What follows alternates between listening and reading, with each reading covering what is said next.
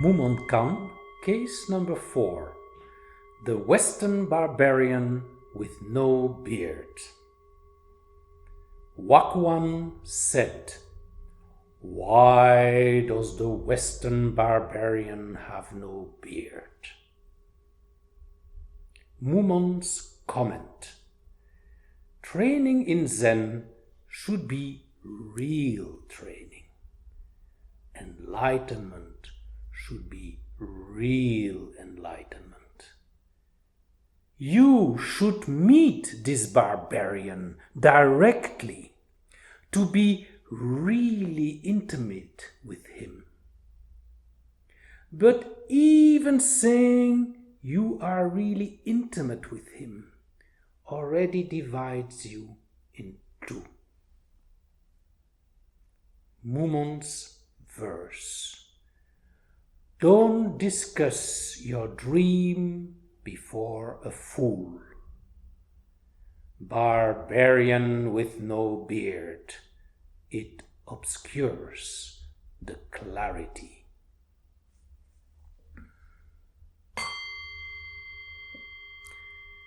Without some clarification, this story really may not make a lot of sense. Koan said, "Why does the Western barbarian have no beard?" What the hell is that about? First of all, Koan was a Zen master living in the 12th century in China. And then this Western barbarian, what is that? Well, for Chinese, Korean and Japanese Zen practitioners, they are quite familiar with this term. And they know that Western barbarian refers to Bodhidharma. Now, Bodhidharma was a patriarch from the 5th and 6th century after Christ, who actually traveled from India to China, and people ascribe him as having brought Zen Buddhism from India into China.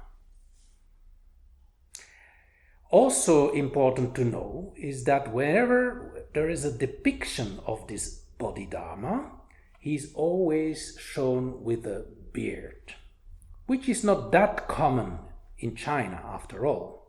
So whenever a scholar of Buddhism in these countries would see a monk with a beard, a large beard or a red beard, they would automatically already know that this is Bodhidharma. That is kind of an automatic thing that they realize. So, our statement, "Why does the Western barbarian have no beard?" can be restated as such. Why does the Western barbarian or Bodhidharma, who always is depicted as a beard, why does he have no beard? This story somehow reminds me of my early Advaita teachers, who I met in the 1980s, Douglas Harding.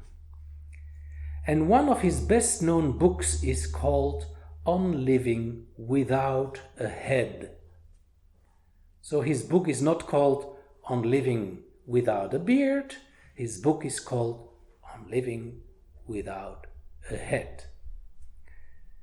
Rather than talking a lot about this, I would rather propose a small exercise on what Douglas Harding often did during his meetings.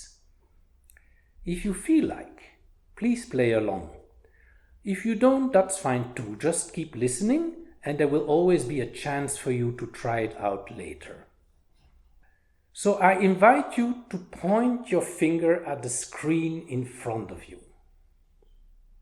What you can see, what your finger points at, is this face here. It has an oval shape. It has eyes, a nose, a mouth. Various different colors and shapes that you can see. All that is what your finger now points at. Next, we're going to lower our finger by about 45 degrees. Now your finger is pointing at the keyboard. You can see all the different little keys. Maybe they're white, maybe they're black. They have different shapes. They have different letters that you can read.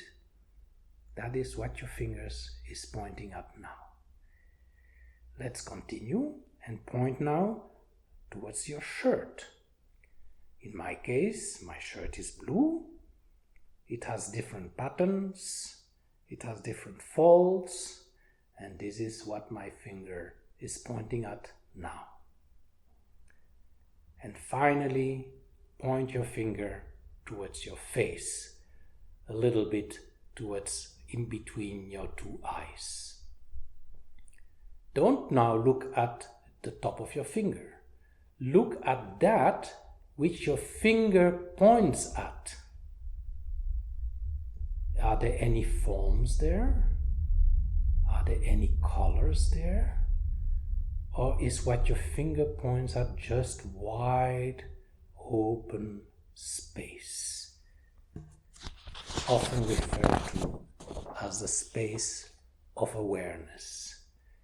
It has no borders and it doesn't have any shapes. It does contain all the objects, but itself is pure emptiness. And isn't that what you truly are? So the question to you now is, have you found this barbarian without a beard? Remember, these koans don't talk about a Chinese monk from the Middle Ages. They talk about you, not this body that you falsely identify with all the time, not this face, not a beard if you have a beard, but that in which this body, this face, this beard appear in, that space which we just pointed at. Having done this exercise, let us now continue with Mumonkan's comment of the text. Training in Zen should be real training.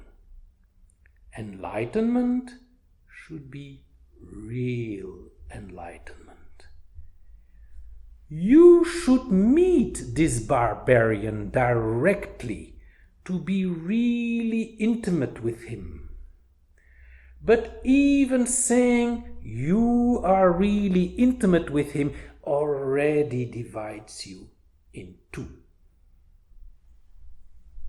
What we just did was more than just giving you some intellectual interpretation of what this koan is about.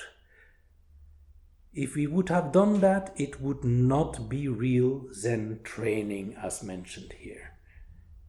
What we did is an exercise to experience what this koan is about.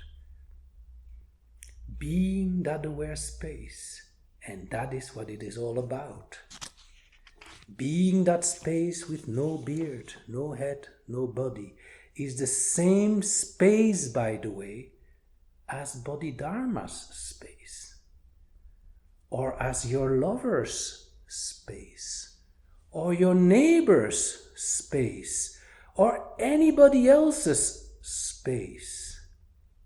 So rather than meeting Bodhidharma from person to person, identify with your own empty space, which you are already, and which Bodhidharma is already, and which your friend is already, and your neighbor, etc. And that is what is meant being completely one, because space over here or space over there, there's not two spaces, it's all one space. Let's turn now to the verse, Mumonkan's verse. Don't discuss your dream before a fool. Barbarian with no beard, it obscures the clarity. Indeed, your dream, any dream, is still an object, even a dream about enlightenment, it's still an object that appears in aware space. We have not discussed about it. We have just pointed at it. So we didn't discuss this before a fool. So don't be stuck with any dream object, and instead be the aware space. As to this barbarian, with or without a beard, that's an object too, and it usually obscures clear, boundless aware space that you are. Thank you.